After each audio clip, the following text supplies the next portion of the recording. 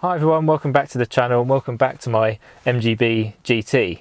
Keen viewers of the channel will know that this car had a bit of a wobbly engine situation going on from a cold start, and people have suggested to me that potentially it is a carburetor tuning issue. So what I'm going to do this time is go through what I did at the weekend. So I'm a couple of days on from doing what I did, just to get familiar with the equipment and stuff, and show you how to use this Gunson, I've got it down here, colour tune device to try and get the right idle mixture on your carburetor. So I've got a Weber 45 DCOE carburetor, which is thought of as more of like a race carb for people, and the twin SUs are probably better for road use. Certainly they're better documented for MGBs and the standard equipment, but this is how I got the car, and seeing as it was an upgrade by a previous owner, I've kind of kept it there. And it does make a nice noise, but if you've got twin SUs, then I wouldn't bother going for the Weber. If you just use it for road, I'll just get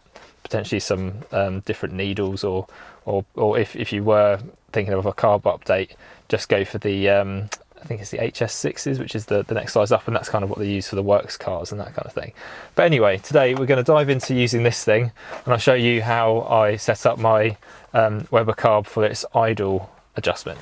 Okay, so to do this work, what you're going to need, as well as your Gunson colour tune kit, a few other tools. So one is this just flathead screwdriver, just for making the carb adjustments.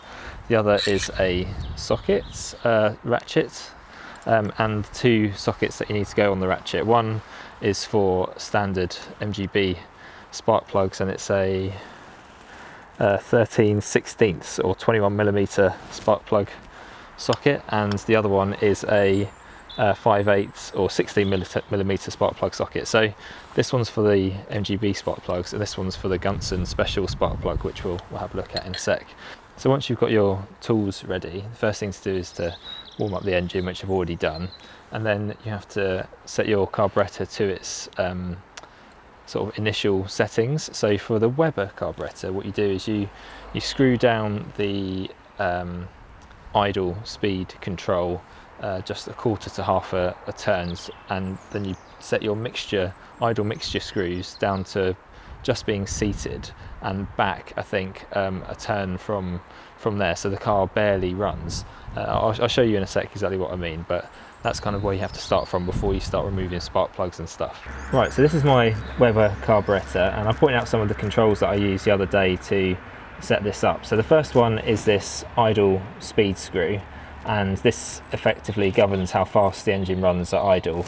And all it is a screw that hits the throttle lever. So this is the throttle lever that's attached by the throttle cable, and by screwing this down, all you're really doing is applying a tiny amount of throttle, so the engine keeps running when you haven't got your foot on the accelerator. And to start with, you want to wind this all the way out and then wind it back in, so it's just a quarter to half a turn on that. These here, that one here and that one there, are the idle mixture screws, and these are the ones that control the mixture of the engine at idle, and this is the one that will probably change when we use the Gunson. Now, because I've already set this up, I'm not going to do the initial setup, which is to wind in this mixture screw all the way down until it doesn't turn, until it's lightly seated. You don't want to over tighten because you'll damage the carburetor, but once you've got it down to where it sort of stops, you then wind it back out a full turn and try and start the engine. And what it should do is run really sort of roughly, I suppose. And what I'll do is I'll include a link to a document that I've been using online to go through this process. And effectively what they say is you adjust these mixture screws by winding out a quarter of a turn at a time until it sounds like it's running at its optimum value. But what I did is, rather than try and use my ear to govern how it was running, was use the Gunson to verify that it was the correct mixture that it was burning, which is the optimum that you're trying to look for anyway. So to demonstrate kind of how this works, what I'll do is I'll get the engine going, put the Gunson colour tune in place, and you'll see how the adjustment works. So I'm going to start with cylinder 3, which is the easiest one to get in the shot with my camera because it's past this radiator shroud. But to remove the spark plug, just take the lead off. That's why I make sure the ignition's not on or anything like that.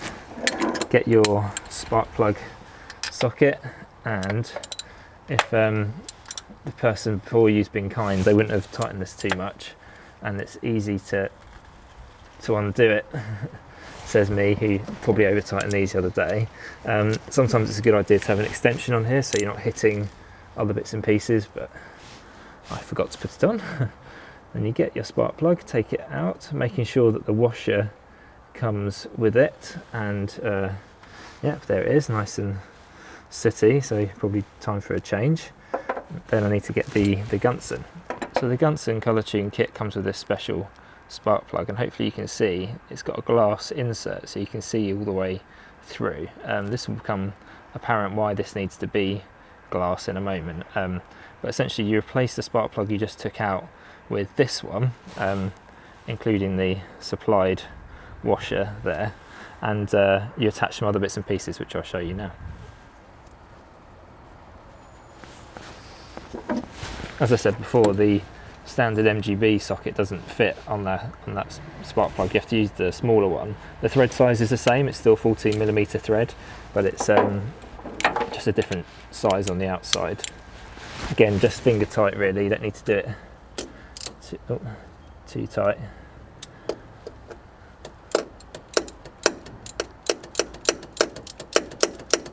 Actually, there we go. Don't need to do it up too tight with the socket, just finger tight is probably fine. And then you add some extra bits that come in the kit. So the first thing that I added before was actually this. This is kind of your spark plug lead that screws into the top of the special spark plug. Goes on like that.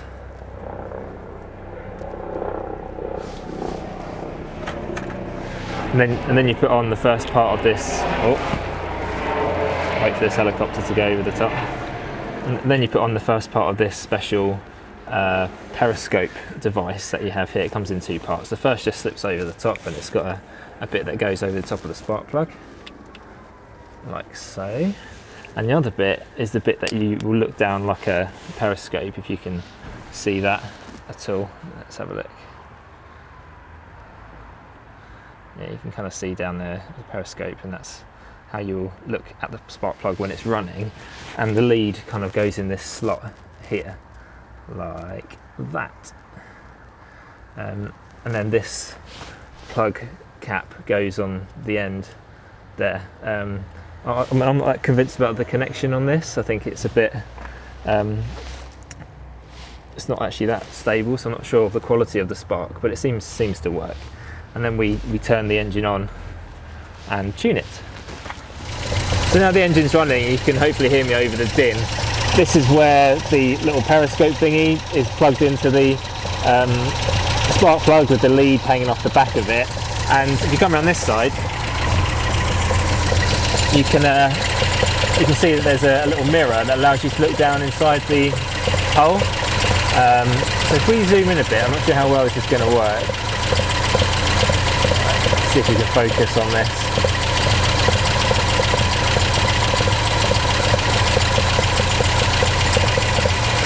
So hopefully down here you'll be able to see the spark plug glowing blue, which is what we want, which is how I set it up the other day. So it's firing as obviously as the engine does in that cylinder, and the flame is a blue colour. Now what you might find is it might be more of a lighter blue or white or even a yellow, and mine was yellow and I had to lean the mixture out. So as I said, the mixture screws are these ones here. So if we actually wind this out a bit with my screwdriver,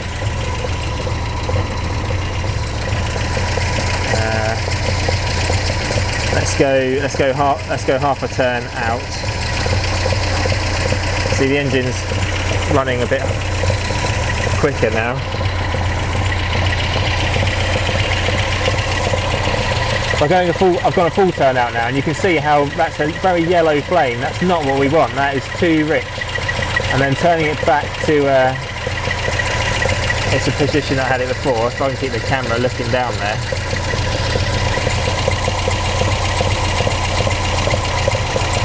Hopefully you can see down there it's actually firing like a Bunsen blue flame again, which is what we want. So that's it in a nutshell. Let me turn this engine off. So that's essentially how you set the mixture for one cylinder. The Weber carburettor has two chokes. The first choke does cylinders 1 and 2. The second choke does cylinders 3 and 4. And what I did is I just did the first cylinder, verified that the second one looked okay. Then I did the third cylinder with the other mixture screw and verified that number 4 was all right. And then I just went back to 1 to make sure that was all looking okay before setting the idle speed. So that was essentially setting up the engine for the correct mixture at idle, and it certainly runs a lot better at idle now, a lot better than it did, but I still have a slight wobble. So now that I've kind of got past that bit, it's probably time to look at the timing. I have noticed that my engine mount on the right hand side is a bit cracked, but probably isn't the cause of that wobble, because revving the car doesn't make it wobble at all really. It just kind of revs like a normal car. So I think that's just something I'll replace in due course. But that's kind of the end of the video for today. Just let this car go past. That's the end of the video today. Just a quick look at the Gunson colour tune kit and how to set the mixture correctly. So as I mentioned, the Weber's got sort of idle adjustment there. The actual mixture and stuff is done with jetting within the car, which I haven't touched at all today, which you can change if you like. The SU carbs I think have different mixture controls for not idle settings, so that's something that you have to have a look at, because I haven't got any point of reference here. But I hope you enjoyed this video, and I'll be back again very soon with more MGB, Jaguar, Lotus content. See you later. Bye bye.